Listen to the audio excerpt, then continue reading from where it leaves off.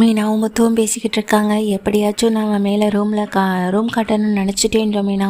சீக்கிரமாக அந்த வேலையெல்லாம் முடியணும், அப்போ தான் நாம் நினச்ச மாதிரி நம்ம வாழ்க்கை மாறும்னு நினைக்கிறேன்னு முத்துக்கிட்ட சொல்லிகிட்ருக்காங்க. மீனாவும் முத்துவும் சீக்கிரமாகவே நடக்கும் மீனா, அதெல்லாம் பற்றி நம்ம யோசிச்சு கவலைப்பட்டுட்டு இருக்க வேண்டாம். நாம் நமக்கான தேவைகளை பூர்த்தி செய்யணும்னு நம்ம ஓடிக்கிட்டே தானே இருக்கணும். நிச்சயமாக நமக்கு நல்லதே நடக்கும்னு சொல்லிகிட்ருக்காங்க. அடுத்த நாள் இங்கே மீனா சங்கத்துக்கு வந்துட்டு கிளம்பிட்டு இருக்காங்க. அப்போ தான் விஜய், மீனா இப்படி காலையிலேயே வீட்டில் போட்டபடி கிளம்பி போயிட்டுனா வீட்டில் மற்ற வேலைகள்லாம் யாரடி பார்க்குறதுன்னு சொல்லும்போது அதுக்கு பாட்டி சொல்கிறாங்க, ஏ விஜயா, இந்த வீட்டுக்கு வந்த விருந்தாளியை இப்படி தான் நீ கொஞ்சம் கூட மரியாதை இல்லாமல் பேசுவியா? அதுவும் அந்த பொண்ணு எவ்வளோ பெரிய வேலை பார்த்துக்கிட்டு இருக்கு. இந்த சின்ன வயசில் பூக்கள் சங்க தலைவியானு ஜெயிச்சு இப்போ தலைவியாக இங்கேயே இருக்கு.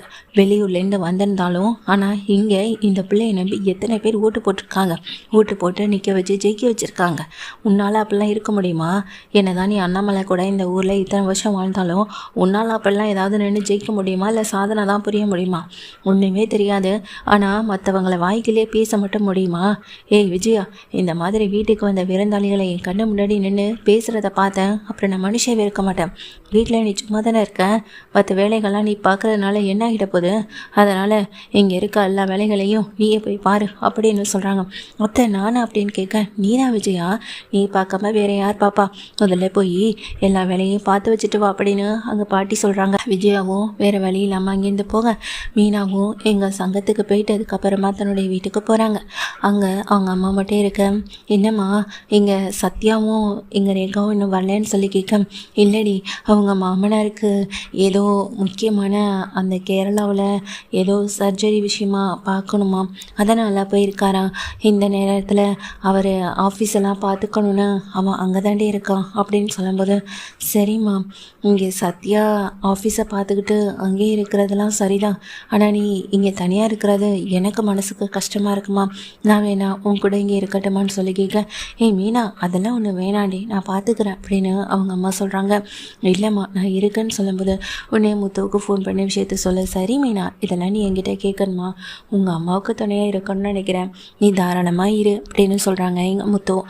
சரின்னு இங்கே மீனாவோ தாமா கூட தங்கணுன்னு ஒரு முடிவில் இருக்க அதே சமயத்தில் தான் இங்கே சீதாவுக்கு ஃபோன் பண்ணுறாங்க. சீதா கிச்சனுக்குள்ளேருந்து ஓடி வந்து ஃபோன் அட்டன் பண்ணும்போது, சொல்லுக்கா என்ன பண்ணுற அப்படின்னு சொல்ல, நான் அம்மா கூட வீட்டில் தாண்டி இருக்கேன், நீ என்ன பண்ணிக்கிட்டு இருக்க அப்படின்னு சொல்லி கேட்குறாங்க. இப்போதான்க்கா நானும் வேலையை முடிச்சுட்டு கிளம்பலான்னு இருக்கேன், ஆஃபீஸ்க்கு போகணும் அப்படின்னு சொல்லும்போது, சரி நீ பத்திரமா போயிட்டு வா, உனக்கும் அருணுக்கும் வேறு எந்த பிரச்சனையும் இல்லைன்னு சொல்லி கேட்குறாங்க. அதெல்லாம் எனக்கும் அருணுக்கும் எந்த பிரச்சனையும் இல்லைக்கா, இப்போல்லாம் நல்லா தான் பேசுகிறாரு அப்படின்னு சொல்லிட்டு இருக்காங்க. சரிக்கா நான் அப்புறமா பேசட்டுமான்னு ஃபோனை வைக்கிறாங்க. அதுக்குள்ளே பார்த்தா அருண் வந்து நிற்கிறாங்க. அருணுக்கு முன்னாடி மாதிரி சில பிரச்சனைகள்லாம் வரவும் ஆரம்பிச்சிருக்கு. சீதாவை பார்த்ததுமே யார்கிட்ட பேசிக்கிட்டு இருந்தேன்னு சொல்லி கேட்க, எங்கள் அக்கா கிட்டே தாங்க அப்படின்னு சொல்லும்போது, உங்கள் அக்கா கிட்டேயா இல்லை உங்கள் மாமா கிட்டே அப்படின்னு கேட்குறாங்க. என்னங்க ஏன் இப்படிலாம் பேசுகிறீங்க அப்படின்னு அங்கே சீதா சொல்லும்போது, அவன் உனக்கு ஏதாவது ஒன்று நான் துடிச்சு போய் நான் அடித்தான்ல, இப்போ அவன் தான் உன்னை ஃபோன் பண்ணி விசாரிச்சுருந்துருப்பான், உன்னை அடிக்கிறேன்னா வேண்டாமா இல்லையான்னு அவன் தான் விசாரிச்சுருந்துருப்பான், சொல்லு சீதா அப்படின்னு சொல்லும்போது எதுவுமே பேசாமல் சீதா நிற்கிறாங்க. முறைச்சி பார்த்துக்கிட்டே, நான் இவ்வளோ கேட்குறேன் ஆனால் நீ கொஞ்சம் கூட எதுவுமே மனசு மாறாமல் முறைச்சி பார்த்தபடி நிற்கிறேன்னு அடிக்க கையை வாங்கும்போது தான், ஏற்கனவே கராத்தே கிளாஸ்க்கு போயிட்டு இருந்த சீதா சில விஷயங்களை கற்றுக்கிட்டு தான் இருக்க செஞ்சுருக்காங்க. அதே கராத்தேவை யூஸ் பண்ணி அருணை குழந்தை கட்டவும் செய்கிறாங்க. சீதா அடிச்ச அடியில் கீழே விழுந்து கிடக்குற எங்கள் அருணை பார்த்து சீதாவை ஒரு நிமிஷம் பதறி போனாலும் நான் அதுக்காக பதட்டப்பட்டு ஓடி போய் தூக்கவெல்லாம் செய்யலாம் இல்லை, ஏன்னா எத்தனை தடவை இதே வீட்டில் தன்னை அடிச்சிருப்பாருன்ற ஒரு யோசனை மட்டும்தான் அவங்களுக்கு வரவும் செய்து. மெதுவாக மெல்லமாக எழுந்து நின்று சீதாவை பார்க்குறாங்க. அப்போ சீதா சொல்கிறாங்க, இங்கே பாருங்கள், உங்கள் அம்மா இது வரைக்கும் உங்களை அடிக்காமல் இருந்திருக்கலாம், நான் உங்கள் அம்மா இருந்திருந்தால் அவங்களுக்கு எவ்வளோ கஷ்டமாக இருந்திருக்கும், அதே மாதிரி தானே எனக்கும். என்ன நீங்கள் அடிக்கலாம், யார் என்ன வேணாலும் கேட்க மாட்டாங்கன்னு நினச்சிட்ருக்கீங்களா? எனக்காக கேட்க எங்கள் மாமா இருக்காங்க, எங்கள் அக்கா இருக்காங்க, என் அம்மா இருக்காங்க, என் தம்பி இருக்கான், இப்படி எல்லாருமே எனக்காக இருக்காங்க. கொஞ்சமாவது யோசிச்சு இனிமேல் எந்த முடிவெண்டாலும் இருங்க. இப்போ என்னை கூட்டிகிட்டு வந்ததே இந்த வீட்டில் வச்சு என்னை அடிக்கணுன்றதுக்காக தானே, இல்லை என் கூட சந்தோஷமாக வாழணுன்றதுக்காகவா நாங்கள் சீதா கேட்குறாங்க. பதில் பேச முடியாத அருண் அடிப்பட்டதோடு நின்றுட்டுருக்க. சீதா வந்துட்டு ஹாஸ்பிட்டல் கிளம்பி போகணும் அப்படின்னு சொல்லிட்டு அவங்க ஹாஸ்பிட்டல் கிளம்பி போய்ட்றாங்க. இதுக்கிடையில் அருணும் அடிபட்டது மட்டும் இல்லாமல் அவரும் டியூட்டி கிளம்ப நேரம் ஆயிடுச்சுன்னா அவரும் இன்னொரு பக்கம் கிளம்பிக்கிட்டு இருக்காரு. இங்கே மீனாவும் வந்துட்டு பூவெல்லாம் கொடுத்துட்டு திரும்ப தான் அம்மா வீட்டுக்கு போகணும் அப்படின்ற ஒரு முடிவில் இருக்கவும் செய்கிறாங்க. இதுக்கிடையில் ஹாஸ்பிட்டலுக்கு போன சீதா அங்கே தான் ஸ்ருதியை மீட் பண்ணுறாங்க. ஸ்ருதி அங்கே வந்ததை பார்த்த உடனே, ஸ்ருதி வாங்க ஸ்ருதி, என்ன உங்களுக்கு ஏதாவது உடம்புக்க முடியலையா, டாக்டர் அப்பாயின்மெண்ட் இருக்கான்னு சொல்லி கேட்க, இல்லை அது இல்லை, நான் தான் உங்கள்கிட்ட நான் ஏற்கனவே சொல்லியிருந்தேன்லன்னு சொல்லும்போது, என்ன விஷயத்தை பற்றி கேட்குறீங்க அப்படின்னு ஸ்ருதி கிட்ட சீதா கேட்க, அதான் சீதா இங்கே வாடகத்தாய் மூலமாக குழந்தை பெற்றுக்கிறதுக்கான யாராவது கிடைப்பாங்களான்னு கேட்டிருந்தேன். நீங்களும் பார்த்துட்டு சொல்கிறேன்னு சொன்னீங்க. நீங்கள் தான் அதுக்கப்புறமா அதை விஷயமா பேசுகிறதுக்கு டைமே இல்லாமல் போச்சு. அது விஷயமா பேசிட்டு போகலான்னு தான் வந்தேன், டாக்டர்கிட்டே கேட்கலான்னு தான் வந்தேன்னு சொல்ல, டாக்டர் உள்ளதாக இருக்காங்க வாங்கன்னு எங்கள் சீதா வந்துட்டு ஸ்ருதியை கூட்டிகிட்டு உள்ளே வராங்க. உள்ளே வந்து ஸ்ருதியும், டாக்டர் என் ஹஸ்பண்டுக்கு குழந்தை பெற்றுக்கணும்னு ஆசை, ஆனால் எனக்கு ஒரு குழந்தையை பெற்று கொடுக்க விருப்பம் இல்லை. ஒரு வாடகத்தாய் மூலமாக குழந்தை பெற்றுக்கிட்டாலும் அதே எங்கள் வீட்டு வாரிசு தானே, எங்கள் வீட்டுக்கு குழந்தை தானே அப்படின்னு சொல்ல, அப்போ தான் அங்கே டாக்டர் சொல்கிறாங்க, ஏம்மா குழந்தை பெற்றுக்கிறதுல உனக்கு வேறு என்ன பிரச்சனை அப்படின்னு சொல்லி கேட்க, பிரச்சனைன்னு சொல்கிறத விட எனக்கு குழந்தை பெற்றுக்க விருப்பம் இல்லை அப்படின்னு இங்கே நேரடியாகவே ஸ்ருதி சொல்கிறாங்க. இந்த மாதிரி பல கேஸ் நான் பார்த்துருக்கேன். வாடகை தாய் ஏற்பாடு பண்ணுறது பெரிய விஷயம் இல்லை, பல பேர் இருக்க தான் செய்கிறாங்க. நிறைய ப்ரொசீஜர் இருக்குது, அதைப்படி நம்ம போனோன்னா நிச்சயமாக அவங்க மூலமாக ஒரு குழந்தைய பெற்றுக்க முடியும் தான். ஆனால் உங்கள் ரீசெண்டாக உங்களுக்கு என்ன பிரச்சனை இருக்குது, உங்களால் ஏன் குழந்தை பெற்றுக்க முடியலன்றதையும் நான் வந்துட்டு சப்மிட் பண்ண வேண்டியது இருக்கும். இது பெரிய ப்ராசஸ் இல்லைம்மா, அதனால தான் கேட்குறேன்னு டாக்டர் சொல்கிறாங்க. பெருசாக கேட்டிங்கன்னா எனக்கு அதில் விருப்பம் இல்லை, உடன்பாடு இல்லை. குழந்தைய பெற்றுக்கிறதுல எனக்கு கொஞ்சம் பயம் இருக்குது, அதனால தான் எனக்கு அந்த குழந்தைய பெற்றுக்க விருப்பம் இல்லை. இதுவே வாடகத்தாய் மூலமாக பெற்றுக்கிட்டாலும் அது ரவியோடைய வாரிசு தானே இருக்கும் அப்படின்னு சொல்லும்போதும், இல்லைம்மா அது நீ நினைக்கிறது ரொம்ப பெரிய தப்பு அப்படின்னு சொல்கிறாங்க.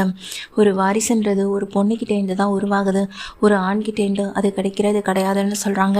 இதை கேட்டதும் எங்கள் ஸ்ருதி அதிர்ந்து போயிருக்கேன். என்ன சொல்கிறேன்னு உனக்கு புரியலையாம்மா, ஒரு ஆண் தான் வீட்டோட வாரிசுன்னு எல்லாருமே சொல்லிட்டு இருக்காங்க, ஆனால் ஒரு ஆண் என்றைக்குமே வீட்டோட வாரிசாக இருந்தது கிடையாது, இருக்க முடியவும் முடியாது அறிவியல் ரீதியாக. ஏன்னா இங்கே மரபு ரீதியாகவும் அறிவியல் ரீதியாகவும் அதுதான் உண்மை அப்படின்னு சொல்லிட்டு எங்கள் ஸ்ருதியை பார்த்து சொல்ல, நீங்கள் என்ன சொல்ல வரீங்கன்னு எனக்கு புரியவே இல்லை டாக்டர் அப்படின்னு சொல்கிறாங்க. இங்கே பாருமா ஸ்ருதி, குழந்தை பெற்றுக்கிறதுக்கு வலிக்கும் அப்படிலாம் பயந்தா இந்த காலத்தில் யாருமே குழந்தையை பெற்றுக்க மாட்டாங்க. நம்மளுடைய இனங்களும் சந்ததிகளும் இதுக்கு மேலே வளராமலே போயிடும். குழந்தை பெற்றுக்கிறது பெரிய ப்ராசஸ் இல்லை, ஆனால் அதே நேரத்தில் ஒரு அம்மா மூலமாக தான் இங்கே டிஎன்ஏவே ஸ்ப்ரெட் ஆகும். அதாவது ஒரு அப்பா ஒரு அம்மா, அதாவது என்ன நான் சொல்ல வரேன்னா, ஒரு குழந்தை உன் கருவிலே வளருது அப்படின்னா ஒரு ஆணாக இருக்கட்டும் ஒரு பெண்ணாக இருக்கட்டும் எந்த குழந்தையாக இருந்தாலும் ஒரு அம்மா கிட்டேருந்து தான் அதனுடைய டிஎன்ஏ இங்கே பையனுக்கும் போகும் அந்த பொண்ணுக்கும் போகும். ஆனால் அதே பொண்ணு அதே பையன் இப்போது உங்கள் பொண்ணுக்கு இன்னொரு இடத்துல மேரேஜ் பண்ணி கொடுக்குறீங்க அப்படின்னாலும் கூட உங்கள் பொண்ணுக்கிட்டேருந்து தான் டிஎன்ஏவே போகும். பையனால் டிஎன்ஏவை கொடுக்க முடியாது, பையன்கிட்டேருந்து டிஎன்ஏ இன்னொரு குழந்தைக்கு போகவும் போகாது. அப்போ உங்கள் வாரிசு என்னம்மா, ஒரு பொண்ணு தான். இந்த உலகத்தை உருவாக்குறதும் ஒரு பொண்ணு தான், இந்த உலகத்தில் பல சந்ததிகளை உருவாக்குறது ஒரு பொண்ணு தான். ஒரு பொண்ணு மூலம் தான் டிஎன்ஏவே போகும். அப்படி இருக்கும்போது உங்கள் அம்மா கிட்டேருந்து உங்களுக்கு வந்த டிஎன்ஏ உங்கள் மூலமாக இப்போ உங்கள் குழந்தைங்களுக்கு போகும், அதுதான் உண்மையும் கூட அப்படின்னு சொல்ல, இதை கேட்டதுக்கு பிறகு அதிர்ச்சியோடு இருக்காங்க. நீங்கள் என்ன சொல்கிறீங்க டாக்டர்னு சொல்ல, நான் சொன்னதை சொல்லிட்டேன், இதுக்கு மேலே உங்கள் விருப்பம். யோசித்து நீங்கள் எந்த முடிவு வந்தாலும் என்கிட்ட சொல்லுங்கள். உங்களுக்கு குழந்தை பிறக்கிறத பற்றியும், அதாவது உங்களுக்கு இதில் பற்றி ஏதாவது பயம் இருந்தாலும் நீங்கள் கவுன்சிலிங் எடுத்துக்கலாம். அதே போல் இல்லை இதில் எனக்கு விருப்பம் இல்லை, வாடகத்தாய் மூலமாக தான் குழந்தை பெற்றுப்பேன் நீங்கள் நினச்சிங்கன்னா அது மூலமாகவும் குழந்தை பெற்றுக்கலாம். இது உங்கள் விருப்பம். டைம் எடுத்துகிட்டு யோசித்து அதுக்கப்புறமா முடிவு பண்ணிவிட்டு என்கிட்ட வாங்கன்னு டாக்டர் சொல்லிடுறாங்க. இதை கேட்ட ஸ்ருதியும் ரொம்ப அதிர்ச்சியோட சரின்னு சொல்லி கிளம்பி போக, டாக்டர் சொல்கிறத கொஞ்சம் கேளுங்க ஸ்ருதி, குழந்தை பெற்றுக்கிறது ஒன்றும் பெரிய கஷ்டம்லாம் கிடையாது, அது நமக்கு ஒரு வரம். அந்த வரத்தை நீங்கள் வேண்டான்னு சொல்கிறதும் நிராகரிக்கிறதும் தான் எனக்கு கஷ்டமாக இருக்குன்னு அங்கே சீதாவும் சொல்கிறாங்க. இதை கேட்ட ஸ்ருதி அதுக்கு பிறகு எதுவுமே யோசிக்காமல் அங்கேருந்து கிளம்பி போய்ட்றாங்க. அப்போ தான் வந்துட்டு இங்கே விஜயாவுக்கு வீட்டில் இருக்கவங்களுக்கு ஃபோன் வரவும் செய்து, ஃபோன் வந்த கையோட அப்படியா அப்போலாம் இருக்க வாய்ப்பே இல்லைன்னு ஃபோனில் பேசிக்கிட்டே ஃபோனை கட் பண்ணுறாங்க. யார் அப்படின்னு அங்கே விஜயா கேட்கும்போது, விஜயா வந்துட்டு அண்ணாமலை கேட்கும்போது, அதுக்கு விஜயா வந்துட்டு சொல்கிறாங்க, இங்கே ஸ்ருதி அப்போ தான் வீட்டுக்குள்ளே வராங்க. ஸ்ருதி நில்லுமா அப்படின்னு சொல்லும்போது, சொல்லுங்கள் ஆண்டி அப்படின்னு சொல்லி கேட்க, இல்லை இந்த வீட்டுக்கு உன்னால் ஒரு குழந்தை பெற்றே கொடுக்க முடியாத முடிவு பண்ணிட்டியா? என் டாக்டரை பார்க்க போன விஷயத்த நான் இப்போ தான் கேள்விப்பட்டேன்னு சொல்ல, உங்களுக்கு யார் ஆண்டி உடனே தகவல் சொல்கிறது? அன்னைக்கு இப்படி தான் முத்துவும் மீனாவும் ஹாஸ்பிட்டல் போன விஷயம் உங்களுக்கு தான் தெரிஞ்சுது. இன்றைக்கி நான் ஹாஸ்பிட்டல் போன விஷயம் ரவிக்கு கூட தெரியாது. ஆனால் வீட்டில் இருக்கவங்களுக்கு எப்படி தெரியுது? ஒருவேளை எங்களை ஃபாலோ பண்ணுறதுக்கு ஸ்பை ஏதாவது வச்சுருக்கீங்களா அப்படின்னு கேட்க, அதெல்லாம் ஒன்றும் இல்லைம்மா, முதல்ல நான் கேட்டதுக்கு நீ பதிலை சொல்லுமான்னு சொல்ல, முதல்ல உங்களுக்கு யார் விஷயத்த சொன்னாங்கன்னு நீங்கள் என்கிட்ட சொல்லுங்கள், பிறகு அதுக்கான பதிலை நான் சொல்கிறேன் அப்படின்னு சொல்லிட்டு ஸ்ருதி அங்கேருந்து கடந்து போக, நில்லுமா, எனக்கு அந்த ரோஹிணி தான் ஃபோன் பண்ணி விஷயத்த சொன்னான் அப்படின்னு சொல்கிறாங்க. அப்போவே நினச்சேன் நான் இங்கேருந்து கிளம்பும்போது ரோஹிணி நான் பார்த்துட்டு தான் வந்தேன், ஆனால் நான் எதுவும் பேசாமல் தான் வந்தேன். இப்போ தானே தெரியுது எல்லாத்துக்கும் காரணம் அவங்கள தான் இருக்குன்னு. ஏன் தான் இப்படி இருக்காங்களோ தெரியல. இந்த குடும்பத்தை விட்டு போனாலும் இந்த குடும்பத்தில் நாங்கள் என்ன பண்ணுறோன்றதை தெளிவாக நோட் பண்ணிகிட்டே இருப்பாங்க போலன்னு சொல்லி எங்கள் ஸ்ருதி திட்டமும் செய்கிறாங்க. அதுக்குள்ளே முத்து, மீனா, ரவின்னு எல்லாருமே வீட்டுக்குள்ளே வர, அப்போ தான் எங்கள் விஜயா வந்துட்டு கேட்குறான், ஸ்ருதி நான் கேட்குறதுக்கு பதில் சொல்லுமா, உனக்கும் ரவிக்கும் என்ன பிரச்சனை? ஏன் ரவிக்கு ஒரு குழந்தைய பெற்று கொடுக்கறதுக்கு வாடகை தாயை நீ பார்க்க போன அப்படின்னு சொல்ல, எனக்கு விருப்பம் இல்லை, அதனால தான் நான் வாடகை தாயை பார்க்க போனேன் அப்படின்னு சொல்ல, இந்த வீட்டுக்கு ஒரு வாரிசு உன்னால் உருவாக்கி கொடுக்க முடியுமாமா அப்படின்னு சொல்லி கேட்குறாங்க. இந்த வீட்டுக்கு வாரிசுன்னு சொல்லிட்டு 3 ஆம்பளை பசங்க இருந்தாலும் ஆனால் அவங்க மூலமாக வாரிசுன்றது வரப்போகிறது இல்லையே. ஒரு பொண்ணு மூலமாக தான் வாரிசே கிடைக்கும், அதுவும் ஒரு பொண்ணு மூலமாக தான் அந்த வாரிசுன்னு நம்ம சொல்லவும் முடியும் அப்படின்னு சொல்ல, என்னம்மா சொல்கிறேன்னு கேட்குறாங்க. ஆமாம் ஆண்டி, என்ன தான் இந்த வீட்டிலேருந்து 3 பசங்க இருந்தாலும் இவங்களால் அடுத்த சந்ததியும் அடுத்த வாரிசை கொண்டு போய் முடியாது. அதே நேரத்தில் ஒரு பொண்ணுக்கு இப்போது என் மூலமாக குழந்தை பிறந்துச்சு அப்படின்னாலும் இப்போது நான் என்ன சொல்ல வரேன்னு உங்களுக்கு புரியுதா இல்லைன்னு சொல்லி கேட்குறாங்க. இல்லை எனக்கு எதுவுமே புரியலைன்னு அங்கே விஜயாவும் சொல்ல, புரியாமல் இருக்கிறதே நல்லதுதான், என்னை கொஞ்சம் ஃப்ரீயாக இருக்க விடுங்க, தயவு செஞ்சு இதை பற்றி என்கிட்ட கேள்வி கேட்டுட்ருக்காதீங்கன்னு சொல்ல, இதை கேட்டதுக்கு பிறகு விஜயா கிட்ட ரொம்ப கோவமாக பேசிட்டு ஸ்ருதி உள்ளே போயிடுறாங்க. இங்கே ரவியும், அந்த பலகுரல் ஏதோ கோவமாக இருக்குது, நீ கொஞ்சம் போய் சமாதானப்படுத்துன்னு சொல்ல, சரின்னு சொல்லிட்டு உள்ளே போகும்போது விஜயா வந்துட்டு நில்லுடா அப்படின்னு ரவியை சொல்கிறாங்க. ரவியை நிற்க, என்னம்மா என்ன விஷயம்னு சொல்லி கேட்குறாங்க. இல்லைடா ஸ்ருதி இப்படிலாம் பேசிட்டு போகிறேன்னு சொல்லாமா, கொஞ்சம் அமைதியாக இருங்கம்மா, இந்த விஷயத்தை பற்றி இப்போதைக்கு பேச வேண்டாம்னு சொல்லிட்டு ரவியும் உள்ளே போகிறாங்க. நான் அந்த பார்லர்காருக்கு முன்னாடி இந்த வீட்டில் இருக்க யாராவது குழந்தை பெற்றுக்கிட்டா நல்லாயிருக்கும்னு நினச்சோம், ஆனால் அதுக்குள்ளே ஒரு குழந்தைக்கு அம்மாவாயிட்டா. மீனா நீயும் முத்து என்ன நடி பண்ணிட்டு இருக்கீங்கன்னு சொல்ல, இந்த வீட்டுக்கு மீனாவும் பலகுரலும் விருந்தாளியெல்லாம் இருக்காங்க பாட்டியை பொறுத்த வரைக்கும், அப்படி இருக்கப்போ நாங்கள் எப்படி இன்னொரு குழந்தைக்கு அப்பாவும் அம்மாவும் ஆக முடியும்னு சொல்லிட்டு முத்துவும் போக விஜய் அப்படியே டென்ஷன் ஆகிட்டு நின்றுட்டுருக்காங்க. அப்போ தான் எங்கள் சீதாவும் மீனாவுக்கு கால் பண்ணி விஷயத்த சொல்ல, அந்த விஷயமா தான் பிரச்சனை போயிட்டுருக்க போல், ரவியும் ஸ்ருதி என்ன முடிவெடுத்திருக்காங்கன்னு தெரியலன்னு சொல்லிட்டு இருக்கும்போதே 2 பேருமே வெளியே வராங்க. அப்போ மீனா சொல்கிறாங்க, நான் உங்ககிட்ட அப்புறமா பேசுகிறேன் சீதான்னு ஃபோனை கட் பண்ணிவிட்டு வெளியே வர ஸ்ருதிக்கிட்டையும் அங்கே ரவிக்கிட்டையும் பேசலான்னு வராங்க. ஸ்ருதி நீங்கள் என்ன முடிவெடுத்திருக்கீங்க? இப்போ தான் சீதாவுக்கு ஃபோன் பண்ணி நானே விஷயத்தை கேட்டு தெரிஞ்சுக்கிட்டேன்னு சொல்ல, ஆமாங்க, இப்போ தான் எனக்கும் ஒரு விஷயம் தோணவும் செய்தேன். சீதா சொன்ன மாதிரியும் டாக்டர் சொன்ன மாதிரியும் இது ஒரு வரம் தானே, அந்த வரத்தை நான் ஏன் வேண்டாம்னு சொல்லணும்? பல பேர் இதுக்காக ஏங்கி போய் தானே இருக்காங்க, கிடைக்காம தவிச்சு போயிருக்காங்க. ஆனால் அப்படிப்பட்ட ஒரு வரம் எனக்கு கிடைக்கணும்னு நான் ஏன் நினைக்கல? நானும் இங்கே ரவியும் பேசி முடிவெடுத்துட்டோம். நிச்சயமாக எங்கள் மூலமாக இந்த வீட்டுக்கு ஒரு குழந்தைய நான் கண்டிப்பாக கொண்டு வருவேன்னு சொல்கிறாங்க. ஸ்ருதியோட இந்த மாற்றம் மீனாவுக்கு ரொம்ப சந்தோஷத்தை கொடுக்குது. மீனாவும் எங்கள் ஸ்ருதியை கட்டிப்பிடிக்க ரவியுமே ரொம்ப சந்தோஷத்தோடு இருக்க தான் செய்கிறாங்க. அந்த நேரத்தில் தான் இங்கே மீனாவுக்கு முத்துவுக்கு வந்துட்டு ஃபோன் வருது. ஃபோன் வந்தோடனே என்னடா சத்யா சொல்கிறேன்னு கேட்க, ஆமாம் மாமா, இப்போ தான் அம்மா கிட்டே பேசினேன், அம்மாவுக்கு கொஞ்சம் உடம்பு சரியில்லாமல் இருக்காங்க போல், நான் ஆஃபீஸ் வந்ததுனால முக்கியமான வேலை விஷயமா வெளியே கிளம்ப முடியல, நானும் ரேகாவும் ஆஃபீஸில் தான் மாமா இருக்கோம், நீங்கள் உடனே போய் என்ன இதுன்னு பாருங்க மாமான்னு சொல்ல, சரிடா சத்யான்னு ஃபோனை வச்சுட்டு மீனான்னு ஓடி வராங்க. என்னாச்சுங்கன்னு சொல்லும்போது, அத்தைக்கு எதுவும் உடம்பு சரியில்லையா, நம்ம உடனே போய் பார்க்கலான்னு சொல்லும்போது, என்னாச்சுங்கன்னு பதட்டத்தோடு எங்கள் மீனா கேட்குறாங்க. வா மீனான்னு சொல்லிட்டு மீனா வந்துட்டு கூட்டிக்கிட்டு முத்து வந்துட்டு நேராக வீட்டுக்கு போகிறாங்க. அங்கே சந்திரா வந்துட்டு கிளம்பவே முடியாமல் படுத்துருக்கதை பார்த்துட்டோம்மா, என்னாச்சுமா உனக்கு அப்படின்னு சொல்லி கேட்குறாங்க. அதுக்கு தான் நான் இங்கேயே இருக்கிறேன்னு சொன்னேன். ஆனால் நீ தான் வேண்டாம் நான் பார்த்துக்கிறேன், நீங்கள் 2 பேரும் போய் அங்கேயே இருந்துக்கோங்கன்னு சொல்லி எங்களை அனுப்பி விட்டேன். பாரு, எங்களை அனுப்பி விட்டு ஒரு நாள் கூட ஆகலை, அதுக்குள்ளே உனக்கு என்ன ஆச்சுன்னு பாருன்னு அங்கே மீனா சொல்லும்போது, ஒன்றும் இல்லடி நான் நல்லா தான் இருக்கேன்னு சொல்ல, எப்படியா முதல்ல வாங்குங்க ஹாஸ்பிட்டல் கூட்டிகிட்டு போகலான்னு சொல்லிட்டு சீதா வேலை பார்க்குற அந்த ஹாஸ்பிட்டலுக்கு தான் மீனா வந்துட்டு இங்கே அம்மாவை கூட்டிகிட்டு போகவும் செய்கிறாங்க. என்னாச்சு காக்கா அம்மாவுக்குன்னு பதட்டத்தோடு அங்கே சீதா ஓடி வர, ஒன்றும் இல்லடி ஏதோ உடம்புக்கு கொஞ்சம் சரியில்லாமல் இருந்திருக்கும் போல, அம்மா ஒரு நாள் முழுக்க நின்று பூ கட்டிகிட்டே இருக்காங்களே, கால் எழுந்து நடக்க முடியல வலியாக இருக்குன்னு சொல்லிட்டு தான் படுத்தே கிடந்திருக்காங்க, சாப்பிட்ட கூட இல்லடி அப்படின்னு சொல்லும்போது, ஐயோ அக்கா இப்போ சத்யா எப்போ தான் வருவான் அப்படின்னு சொல்லி கேட்க, சத்யா கூட இருந்தாலாவது நான் கவலைப்பட வேண்டியதில்லை, சத்யாவும் ரேகாவும் கூட இல்லாதா எனக்கு ரொம்ப வருத்தமாக இருக்குன்னு மீனா சொல்லிக்கிட்டு இருக்காங்க. அப்போ தான் சத்யா ரேகா 2 பேருமே கொஞ்ச நேரத்தில் எங்கள் ஹாஸ்பிட்டல் கிளம்பி வராங்க. அன்றைக்கி என்னாச்சுன்னு பத்திரத்தோடு ஓடி வந்து ரேகா கேட்குறாங்க. அதுக்கு முத்துவும் மீனாவும் ஒன்றும் இல்லை இப்போ கொஞ்சம் பரவாயில்ல ட்ரீட்மெண்ட் நடந்துகிட்ருக்குன்னு சொல்லும்போது சரின்னு சொல்லிட்டு வெயிட் பண்ணிக்கிட்டு இருக்காங்க. அப்போ தான் பக்கத்தில் போன எங்கள் மீனா அம்மாவை பார்க்க போகிறாங்க. முத்துவும் மீனாவும் அம்மா உனக்கு என்னாச்சுமா இப்போ ஒன்றும் பிரச்சனை இல்லைன்னு சொல்லிட்டு இருக்கு, அதெல்லாம் ஒன்றும் இல்லடின்னு சொல்லும்போது, சரி என்னங்க நீங்கள் போய் இதில் இருக்க மருந்தெல்லாம் வாங்கிட்டு வரீங்களா, நான் போய் சாப்பாடெல்லாம் வீட்டிலேருந்து சமைச்சு எடுத்துகிட்டு வரேன், சீதா அது வரைக்கும் அம்மாவை பார்த்துக்கட்டும்னு சொல்லிட்டு மீனா வந்துட்டு கிளம்பி போக, முத்துவும் கிளம்பி போக, சீதா வந்துட்டு அது வரைக்கும் அம்மாவை வந்து கூட இருந்து பார்த்துக்கிட்டும் தன்னுடைய வேலையை பார்த்துக்கிட்டே இருக்கவும் செய்கிறாங்க. சத்யாவும் ரேகாவும் வந்து கொஞ்ச நேரத்துலேயே வந்துட்டு ஆஃபீஸை விட்டுட்டு வந்துட்டோம், நாங்கள் ஈவினிங் வந்து பார்க்குறோன்னு சொல்லிட்டு அதுக்கு பிறகு அவங்களும் கிளம்பி போயிடுறாங்க. அந்த நேரத்தில் தான் இதே ஹாஸ்பிட்டலுக்கு எங்கள் கனகாவை செக்கப்புக்காக கூட்டிகிட்டு வந்திருக்காங்க. எப்போதுமே டாக்டரை மீட் பண்ணுறதுக்காக தேவிகா கனகாவை கூட்டிகிட்டு வருவாங்க. அப்படி அவங்க வந்தபோது தான் அங்கே அட்மிட் ஆகிருக்க எங்கள் சந்திராவை பார்க்கவும் செய்கிறாங்க. தேவிகா இவளை அப்படின்ற மாதிரி அதிர்ந்து போய் தேவிகா பார்த்துட்டு நேராக அதை கதை ஓப்பன் பண்ணிவிட்டு உள்ளே வரவும் செய்கிறாங்க. அப்படி உள்ளே வந்த பிறகு தான் அங்கே படுத்திருக்க சந்திரா தேவிகாவை பார்க்க, தேவிகா சந்திராவை பார்க்க 2 பேருக்கும் பயங்கர அதிர்ச்சியாக இருக்கு. 2 பேருமே மாறி மாறி நீயான்னு கேட்டுக்க தான் செய்கிறாங்க. அப்போ தான் இங்கே தேவிகா சொல்கிறாங்க, உன்னை திரும்ப நான் இங்கே பார்ப்பேன்னு நினச்சி கூட பார்க்கல, நீ எப்படிங்கன்னு சொல்லும்போது அப்போ சந்திரா சொல்கிறாங்க, நீ என்ன மறந்துருக்கலாம், ஆனால் நான் நம்ம குடும்பத்தை என்றைக்குமே மறக்க மாட்டேன். எனக்கு இவரை பிடிச்சிருந்ததுன்னு கல்யாணம் பண்ணிட்டு ஓடி வந்ததுனால அப்போ எனக்கு எந்த சொத்தையும் கொடுக்க மாட்டான்னு சொன்னது எல்லாமே உண்மைதான். அவர் கூட வந்து நானும் கஷ்டப்பட்டுட்டு தான் இருக்கேன். ஆனால் நிம்மதியான ஒரு சந்தோஷமான வாழ்க்கை எனக்கு கிடைக்க தான் செஞ்சுருக்கு.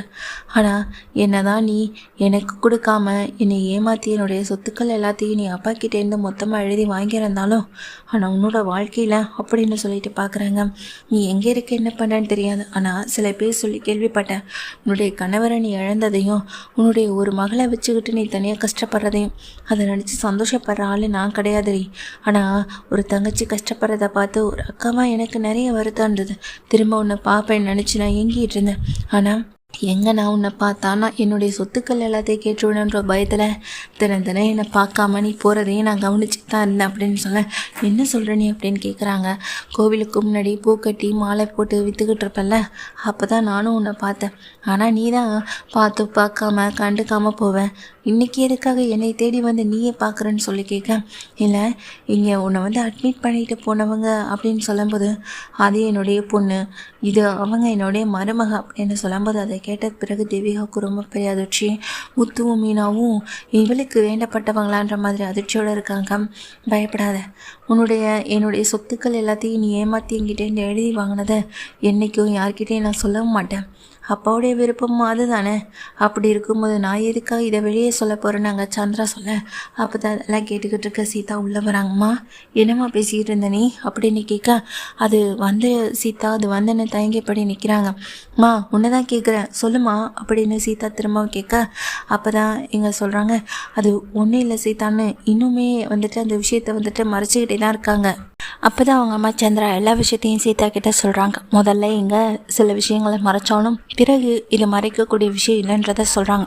இவன் என் கூட பிறந்த தங்கச்சி, நான் இவளை ஒன்றா தான் வளர்ந்தோம். நான் ரொம்ப வசதியான வீட்டு பொண்ணு தான். அப்போ தான் உங்கள் அப்பாவை பார்த்தேன். எனக்கு அவருடைய நேர்மை பிடிச்சிருந்தது, அவருடைய வாழ்க்கை பிடிச்சிருந்தது, அவர் என்கிட்ட காட்டின அன்பு அக்கறை எல்லாம் பிடிச்சிருந்தது. அதுக்காக தான் என் குடும்பத்தை விட்டுட்டு அவர் கூட வந்து நான் வாழ்க்கை ஆரம்பித்தேன். அதுக்கப்புறம் எங்கள் அப்பாவுக்கு நான் ஒரே பொண்ணு தான் அப்படின்ற மாதிரி சொல்லிட்டு தங்கச்சியை மட்டுமே தான் வளர்த்தாரு. நான் அவரை விட்டு தூரமாக விலகி வந்துட்டேன். அவருடைய சொத்துக்கோ பணத்துக்கோ காசுக்கோ என்றைக்குமே நான் ஆசைப்படவும் விரும்பலை. ஒரு நாள் அவர்கிட்டேருந்து ஃபோன் வந்தது. அப்போ தான் நானும் அவரை பார்க்க கிளம்பி போனேன். சொத்தை 2 பிரிக்கணும்னு சொன்னார். சரி, எனக்கு அதில் விருப்பம் இல்லைன்னு நானும் சொன்னேன். ஆனால் அவர் பிரித்து ஆகணுன்றதில் ஒரு முடிவில் இருந்தார். அந்த சூழ்நிலையில தான் தங்கச்சி எல்லா சொத்தையும் தனக்கு வேணும்னு சொல்லி பிரச்சனை பண்ணான். எனக்கு வேண்டாம், எனக்கு என் புருஷன் பிள்ளைங்க மட்டும் போதும்னு மொத்த சொத்தையும் அவளுக்கே கொடுத்துட்டு நான் கிளம்பி வந்துட்டேன் அப்படின்னு அங்கே சீதாவை பார்த்து சொல்லும்போது இதை கேட்டதுக்கு பிறகு உண்மை என்னென்னு தெரிஞ்சவங்க சீதா வந்துட்டு ரொம்ப அதண்டு போகிறாங்க. அது மட்டும் இல்லாமல் அங்கே நின்றுட்டு இருக்க தேவிகாவையும் பார்க்குறாங்க. தேவிகா அப்போ சந்திரா பார்த்து சொல்கிறாங்க, கஷ்டப்படணும்னா நீ கஷ்டப்பட்டுக்கிட்டே தான் இருக்கணும், ஆனால் சாமர்த்தியமாக வாழணும்னா என்ன மாதிரி சாமர்த்தியமாக தான் வாழ்ந்து காட்டணும்னு சொல்ல போதும் நிறுத்துங்க. எங்கள் அம்மாவுடைய சொத்து எல்லாத்தையும் எங்கள் அம்மா கிட்டேருந்து இப்படி வாங்கி எழுதி வாங்கிட்டு எப்படி உங்களால் இவ்வளோ தைரியமாக பேச முடியுது? அப்போ எங்கள் அம்மா போட்ட பிச்சையில் தான் நீங்கள் வாழ்ந்துட்டுருக்கீங்களே அப்படின்னு சொல்லும்போது தேவிகா எங்கள் சீதாவை அடிக்க கையவங்க சீதாவும் அதுக்காக விடவே இல்லை. எங்கள் அம்மா கூட பிறந்தவங்களாச்சேன்னு நான் அமைதியாக இருக்கேன், இல்லைனா நடக்கிறதே வேற. எங்கள் அம்மா போட்ட பிச்சையில் வாழ்கிற உங்களுக்கே இவ்வளோ திமிரு இருக்கும்போது எங்கள் அம்மா பிச்சை போட்டவங்க, அப்போ அவங்களுக்கு எவ்வளோ திமிரு இருக்கும்? அன்னைக்கு நீங்கள் கேட்டுக்கிட்டீங்கன்னா அவங்களுடைய சொத்தையும் உங்களுக்கு கொடுத்தாங்க. இன்றைக்கி வந்து வீரப்பா பேசுகிறதுக்கு எதுவுமே இல்லையே. உங்களுடைய சொந்த உழைப்பில் நீங்கள் ஏதாச்சும் உருவாக்கியிருக்கீங்களா? அப்படி ஏதாவது இருந்தால் சொல்லுங்கள், அப்போ உங்களை நான் பாராட்டுறேன்னு எங்கள் சீதா சொல்ல தேவிகா இதை கேட்டு இன்னுமே டென்ஷன் ஆகி நின்றுட்டே இருக்காங்க. அது மட்டும் இல்லாமல் சீதா சொல்கிறாங்க, எங்கள் அம்மாவுடைய சொத்து எல்லாத்தையும் எப்படி உங்ககிட்ட திரும்ப வாங்குறதுன்னு எனக்கு நல்லாவே தெரியும் அப்படின்னு சீதா சொல்லும்போது அதை கேட்ட தேவிகா ஒரு நிமிஷம் கூட அங்கே நிற்காம அந்த இடத்த விட்டு கிளம்பி வேகமாக போகவும் செய்கிறாங்க. அப்போ தான் கொஞ்சம் நேரத்தில் முத்து மீனா 2 பேருமே வர சீதாவும் சந்திராவும் அமைதியாக இருக்கிறத பார்த்தது என்னாச்சுரி, டாக்டர் ஏதாச்சும் சொன்னாங்களா? சொல்லுடி, நீ இருக்கிறத பார்த்தா எனக்கு பயமாக இருக்குன்னு சொல்லும்போது சீதா வந்துட்டு அம்மாவோட தங்கச்சி வந்ததையும் அவங்க வந்து பேசினதையும் எல்லா விஷயத்தையும் அங்கே முத்துக்கிட்டையும் மீனாக்கிட்டையும் சொல்ல, என்ன சீதா சொல்கிறேன் அம்மாவுக்கு அப்படின்னு கேட்குறாங்க. ஆமான்ற மாதிரி சொல்ல, இத்தனை வருஷம் அம்மா நம்மக்கிட்ட இந்த விஷயத்தை பற்றி கூட பேசினதில்லை, ஆனால் இன்னைக்கு நான் அதை தெரிஞ்சுக்கிட்டேன் கண்ணு சொல்கிறாங்க. அம்மா சொல்லுமா என்னாச்சுமான்னு சொல்லும்போது அது பெரிய கதைன்னு நடந்த ஒவ்வொரு விஷயத்தையும் தான் பொண்ணுக்கிட்டையும் தன் மாப்பிள்ளைக்கிட்டையும் சொல்ல, சரி விடுங்கத்த விடுங்க, அன்னைக்கு நீங்கள் வேண்டாம் தூக்கி போட்டு வந்தீங்க, இன்றைக்கி அவங்க வீரப்பா பேசுகிறதுக்கு எதுவுமே இல்லையே. சீதா நீ பேசினதான் சரி, அவங்க முகரையை உடைச்ச மாதிரி பேசினல, இதுதான் சூப்பராக பேசியிருக்கேன் அப்படின்னு அங்கே முத்துவு சொல்ல, இது மட்டும் இல்லை மாமா, எங்கள் அம்மா வேண்டான்னு சொத்து எல்லாமே அவங்களோடது கிடையாதே, எல்லாம் தாத்தா சொத்துக்கள் தானே. அப்படி இருக்கும்போது அம்மாவுக்கு அது கிடைக்கிறதுல என்ன தப்பு இருக்குது? அம்மா எவ்வளோ பெரிய குடும்பத்தை சேர்ந்தவங்கன்னு இன்றைக்கி அம்மா சொல்லி தானே தெரியும், இல்லைனா கடைசி வரைக்கும் நமக்கு தெரியாமலே இருக்குமே. சொத்து அவங்கக்கிட்ட போச்சுன்னு நான் கவலைப்படுறத காட்டிலும் அவங்கக்கிட்ட இருக்கேன்னு நினச்சி தான் நான் ரொம்ப வருத்தப்படுறேன். ஏன்னா இந்த மாதிரி நன்றி உணர்ச்சி இல்லாதவங்கக்கிட்ட அந்த சொத்து இருக்கிறதுக்கு பதிலாக அது ஏதாவது ஆசிரமத்தில் இருந்தால் கூட நம்ம சந்தோஷப்பட்டுருக்கலான்னு சொல்லும்போது அதை கேட்ட பிறகு மீனாவும் ஆமாங்க சீதா சொல்கிறதாங்க சரி அப்படின்னு சொல்கிறாங்க. இதை கேட்டுட்டு எங்கள் சீதாவும் ஆமாம் வந்தவங்க யார் என்னன்னு உனக்கு தெரியுமாடின்னு சொல்லி கேட்க, ஹாஸ்பிட்டல் டீட்டெயில்ஸில் இருக்கா ஒரு நிமிஷம் எடுத்துகிட்டு வரேன்னு போயிட்டு தேவிகாவோடைய டீட்டெயில்ஸ் எல்லாத்தையும் எடுத்துகிட்டு வராங்க.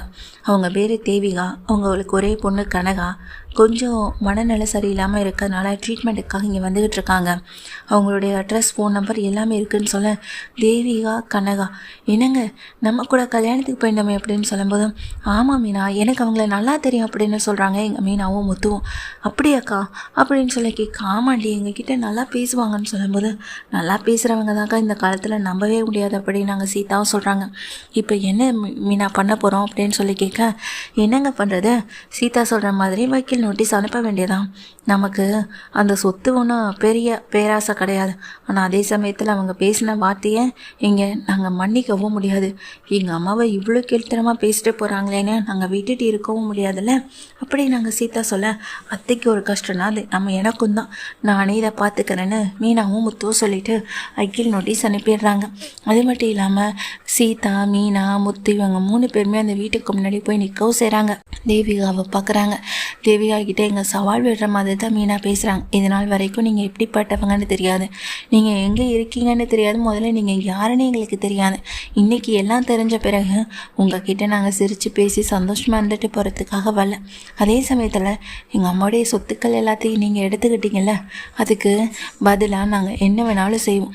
இன்றைக்கி வக்கீல் நோட்டீஸ் அனுப்பியிருக்கோம், நாளைக்கு உங்களுக்கு கோர்ட்டு கேஸுன்னு அலைய விட தான் செய்வோம்னு அங்கே மீனாவும் சொல்ல, இப்படி சொத்துக்கு ஆசைப்பட்டு பண்ணுறீங்களே உங்களுக்கு வெக்கமா இல்லையான்னு அங்கே சீதாவை பார்த்து மீனாவை பார்த்து கேட்குறாங்க தேவிகா. மேடம் ஒரு நிமிஷம், சொத்துக்கு ஆசைப்பட்டு பண்ணது நீங்களா இல்லை என் குடும்பமா அப்படின்னு அங்கே முத்து கேட்குறாங்க. எதுவுமே பேசாமல் தேவிகா நின்றுட்டுருக்க. ஃபாமி நான் போகலாம், இவங்க 1000 விஷயம் பேசினாலும் எதையுமே சரி பண்ணிட முடியாது அப்படின்னு முத்து வந்துட்டு மீனாவை சீதாவை கூட்டிகிட்டு அங்கேருந்து கிளம்பி போயிடுறாங்க. இந்த விஷயம் வீட்டில் இருக்க அண்ணாமலைக்கு தெரிய வருது. நீ சொன்னதை கேட்கும்போது ரொம்ப அதிர்ச்சியாக இருக்குப்பா அப்படின்னு முத்துவும் சொல்கிறாங்க. முத்துக்கிட்ட அண்ணாமலையும் சொல்கிறாங்க. அப்போ தான் தேவிகா பற்றியும் கனகா பற்றியும் அங்கே விஜயா கிட்ட சொல்ல, நீ சொல்கிறதெல்லாம் நம்புகிற மாதிரியா இருக்குது. உங்கள் அம்மா சொத்தெல்லாம் வேணான்னு எழுதி விட்டுட்டு வந்தாங்களா, இப்போ சொத்தை திரும்ப கேட்குறாங்களா, என்னங்க இது, எதுக்கு அது கதை எழுத போறியா அப்படின்னு சொல்லிட்டு கேட்க, கதையெல்லாம் இல்லைத்த, உண்மையிலேயே நடந்ததான்.